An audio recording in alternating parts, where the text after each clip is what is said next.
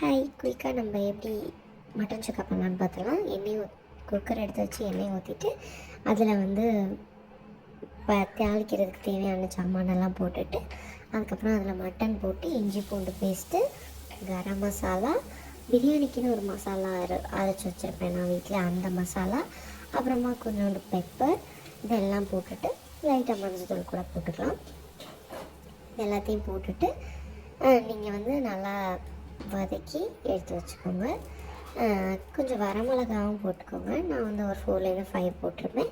இந்த எல்லாத்தையும் நல்லா மிக்ஸ் பண்ணிவிட்டு தண்ணி ஊற்றி குக்கர் விசில் வைக்கிறதுக்கு முன்னாடி கொஞ்சமாக கொத்தமல்லியும் கருவேப்பிலையும் அதுக்குள்ளே கொஞ்சோண்டு பிச்சு போட்டு தண்ணியை ஊற்றி தேவையான அளவுக்கு தண்ணி ஒரு கப்லேருந்து 1.5 கப் மட்டன் வேகிற அளவுக்கு தண்ணி ஊற்றி நல்லா க்ளோஸ் பண்ணி நல்லா விசில் வச்சுருங்க. ஒரு 5 to 6 நல்லா சாஃப்டாக குக் ஆகணும். அந்தளவு இது பண்ணிட்டு ஓப்பன் பண்ணிங்கன்னா லைட்டாக தண்ணி இருந்துச்சுன்னா, இன்னும் கொஞ்சம் தண்ணி இருக்க மாதிரி இருந்துச்சுன்னா ட்ரை பண்ணிக்கோங்க. நல்லா சூப்பராக இருக்கும், ட்ரை பண்ணுங்கள்.